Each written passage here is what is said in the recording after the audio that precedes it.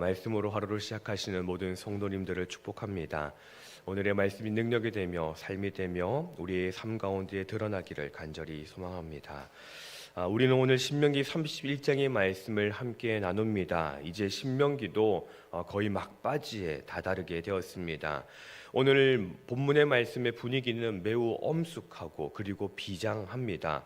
오늘 본문의 말씀 2절에서 모세는 이렇게 말합니다. 내 나이 120세라 내가 더 이상 출입하지 못하겠고 라고 말합니다. 출입하지 못한다라는 말은 이제 이 모세가 그만큼 힘이 없다라는 것을 말합니다. 힘이 없다라는 것은 단순히 그저 걸을 힘이 없는 상태를 넘어서서 지도자로 그가 해야 할 수행할 기력을 다 했다라는 말입니다. 지난 40년간의 광야 생활을 통하여서 모세는 이스라엘의 절대적인 지도자였습니다. 홍해를 가르고 반석에서 물을 내며 하나님의 율법을 받아온 사람이었습니다. 그런데 또 반대로 이스라엘 백성들의 입장에서는 이제 가나안 땅을 넘어가야 되는데 그 직전에 모세가 나는 이제 기력이 없어서 못 가겠다라고 말을 하는 겁니다. 이 얼마나 두렵고 떨리는 말이었을까요? 인생의 큰 전환점에서 리더의 교체 그리고 불확실한 미래 앞에서 이스라엘 백성들은 떨고 있었습니다. 우리들의 삶도 그러합니다. 익숙한 것이 사라지고 새로운 환경에 처할 때에 혹은 내 힘이 다했다고 느껴질 때에 우리는 두려움을 느끼게 되는 것이지요. 하지만 오늘 하나님은 모세를 통하여 변화의 시기에 성도가 붙들어야 할 것이 무엇인지, 어떠한 소망을 붙들어야 할 것인지를 다시 한 번 더 알려주십니다. 오늘 말씀을 통하여서 그 하나님께서 우리에게 주실 소망, 우리가 붙들어야 할 그 소망을 발견하는 우리 모두가 되기를 소망합니다. 우리가 먼저 기억해야 하는 것은 사람은 바뀌어도 하나님은 늘 앞서가신다라는 겁니다. 지도자는 바뀌지만 하나님의 인도하심은 영원합니다. 모세는 자신이 떠난다는 충격적인 소식 그 이후에 곧바로 이렇게 선언합니다. 3절의 말씀입니다. 여호와께서 이미 말씀하신 것과 같이 내 하나님 여호와께서 너보다 먼저 건너가사 이 민족들을 내 앞에서 멸하시고 라고 합니다. 여기서 중요한 단어는 너보다 먼저입니다. 이스라엘 백성들이 보기에는 그들의 지도자 모세가 자신들의 앞을 먼저 가서 그들을 인도했다라고 생각을 했었습니다. 그런데 그것이 아니라 모세보다도 먼저 하나님께서 앞서가셨고 구름 기둥과 불 기둥으로 그 길을 열어 가셨습니다. 모세는 사라지지만 진짜 대장 되신 하나님은 사라지지 않으십니다. 하나님은 여호수아를 새로운 지도자로 세우시면서 똑같은 약속을 주십니다. 우리 8절의 말씀을 같이 한번 읽어보겠습니다. 8절입니다. 그리하면 여호와 그가 내 앞에 가시며 너와 함께하사 너를 떠나지 아니하시며 버리지 아니하시리니 너는 두려워하지 말라 놀라지 말라. 아멘. 새로운 지도자, 지금까지 모세라는 엄청난 지도자가 그 이스라엘 백성들을 이끌고 갔고 이제 여호수아라는 후계자가 세워지게 됩니다. 여호수아는 그가 얼마나 마음이 떨렸을까요? 모세의 뒤를 자신이 감당할 수 있을까? 이 이스라엘 백성들을 자신이 이끌고 갈 수 있을까라는 걱정을 했는데 하나님은 그러한 여호수아에게 말씀하시기를 네가 할 것이 아니라 내가 앞서 가겠다라고 하시는 것입니다. 여러분, 이것이 우리에게 유일한 희망, 유일한 위로가 되지 않습니까? 사람은 영원하지 않습니다. 우리가 일평생 따라오던 부모님도, 그리고 내가 그렇게 존경했던 목회자도, 그리고 내가 그토록 의지했던 그 누군가도 언젠가는 내 곁을 떠나고 역할이 바뀌게 됩니다. 그러나 우리 하나님은 말씀하신 그대로 알파고 오메가이십니다. 시작하신 이가 끝까지 이루십니다. 하나님은 우리에게 네가 알아서 너의 길을 개척하라 라고 하지 않으십니다.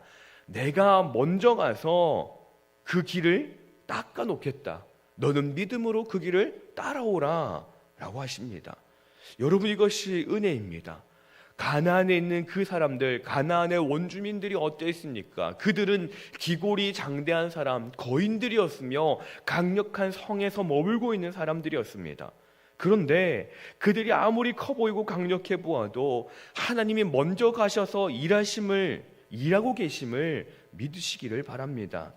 우리의 내일은 내가 알 수 없는 미지의 세계입니다. 그러나 하나님께 이미 정복된 시간들임을 기억하시기를 소망합니다.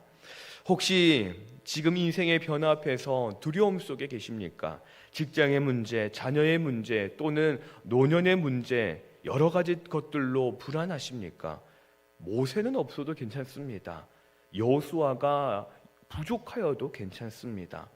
왜냐하면 앞서 가시는 하나님이 계시기 때문입니다. 그러한 믿음으로 인생의 두려움을, 미래에 대한 두려움을 떨쳐내시기를 바랍니다. 두 번째로, 하나님은 승리의 비결로 탁월한 전략이 아니라 말씀의 전수를 명하십니다. 9절의 말씀을 보면 모세는 이 율법을 써서 제사장들과 장로들에게 줍니다. 그리고 아주 독특한 명령을 내립니다. 10절 말씀 이후로 보면 매 7년 끝에, 곧 면제년의 초막절에 온 이스라엘이 모였을 때에 이 율법을 낭독하여 듣게 하라라는 것입니다.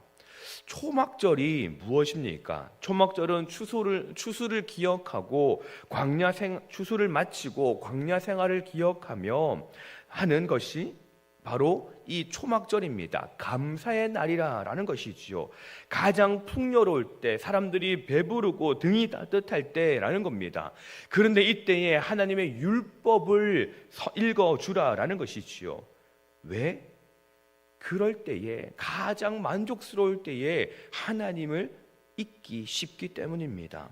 가장 배부르고 등 따뜻할 그때에 다시금 하나님의 율법을 낭독함으로 모든 사람, 남녀노소가 그리고 타국인까지 모두 하나님의 말씀을 듣게 하라라는 것입니다. 그 목적이 무엇입니까? 우리 13절의 말씀을 같이 한번 읽어보겠습니다. 13절입니다. 또 너희가 요단을 건너가서 차지할 땅에 거주할 동안에 이 말씀을 알지 못하는 그들의 자녀들에게 듣고 내 하나님 여호와 경외하기를 배우게 할지니라. 아멘. 가나안 정복 전쟁을 앞두고 하나님은 무기를 준비하라, 무기를 정비하라, 훈련을 하라라고 말씀하지 않으십니다. 말씀 집회를 준비하라라고 하십니다. 왜냐하면 이스라엘의 힘은 군사력이 아니라, 무기가 아니라 하나님을 경외하면서 나오기 때문입니다.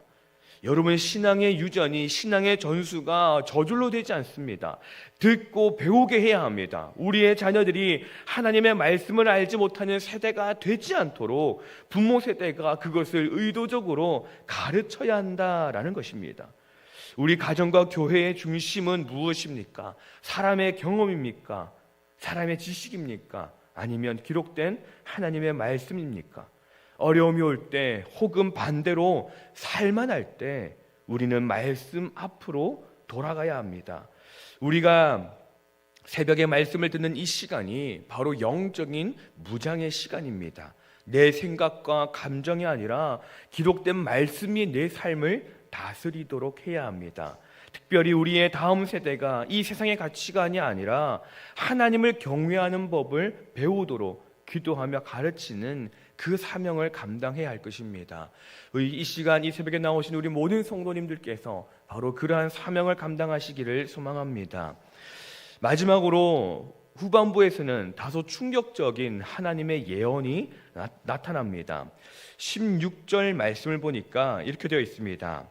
여호와께서 모세에게 이르시되 너는 내 조상과 함께 누우려니와 이 백성은 그 땅으로 들어가 음란히 그 땅의 이방 신들을 따를 것이며 일어날 것이요 나를 버리고 내가 그들과 맺은 언약을 어길 것이라.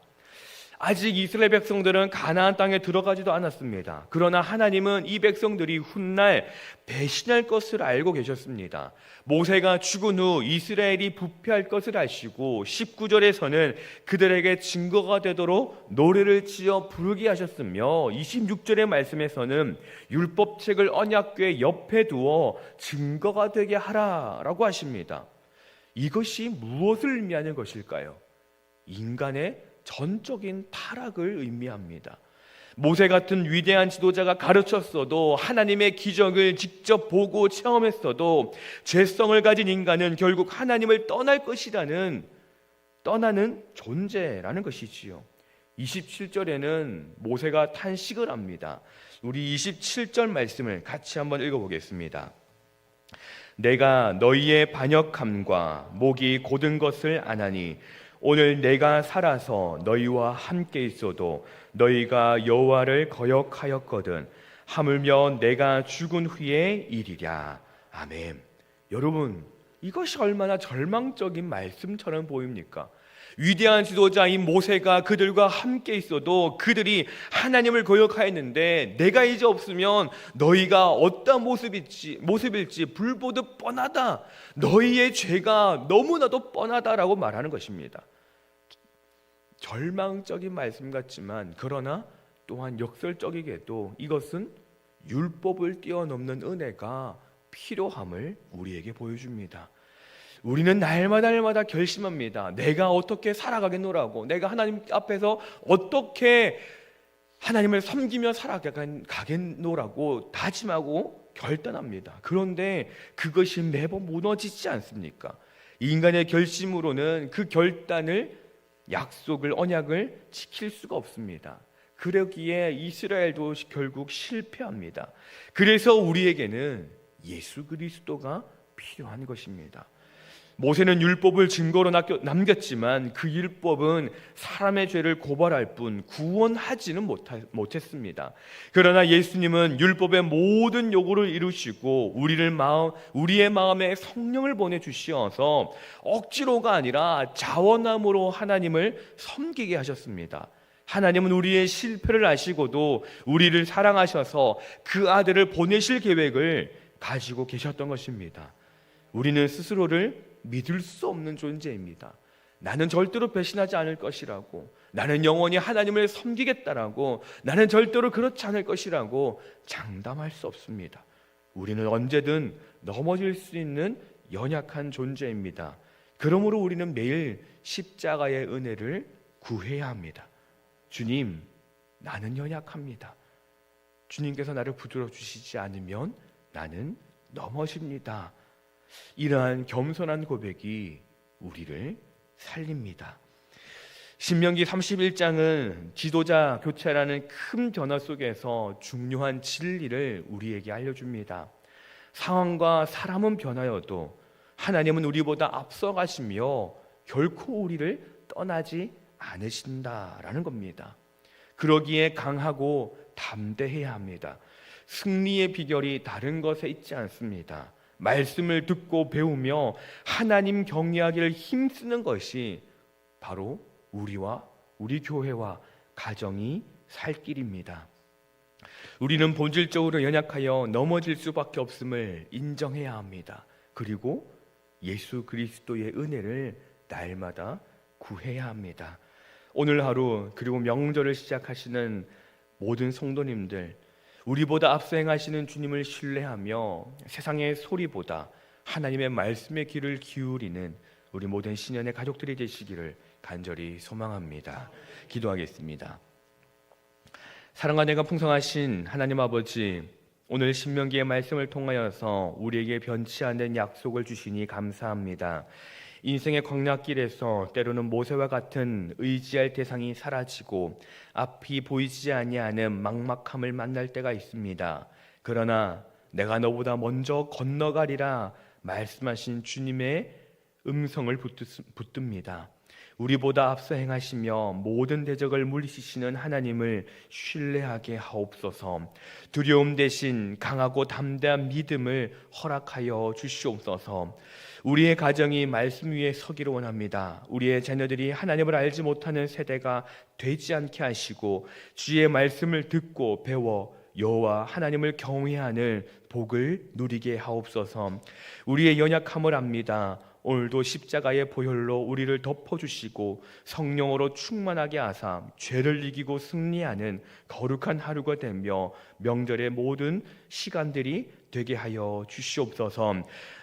몸의 질병과 마음의 병으로 고통받는 주의 백성들을 기억하여 주시고 찾아가 주시며 만나 주시어서 회복해 주시고 주님을 예배하는 자리를 회복하며 기쁨을 누리게 하여 주시옵소서. 이 시간 예물을 드립니다. 드리는 손길 함께해 주시고 많은 것으로 채워주시오며 이 새벽 시간 가운데에 기도의 제목을 가지고 나온 주의 백성들마다 그 기도에 응답하여 주시고 하나님의 살아계심을 나타내게 하여 주시옵소서. 구하지 못하는 모든 것도 주님께 맡겨드리오니 하나님께서 때를 따라 돕는 애로서 역사하여 주시옵소서. 모든 것을 맡겨드리며 예수님의 이름으로 기도드립니다. 아멘.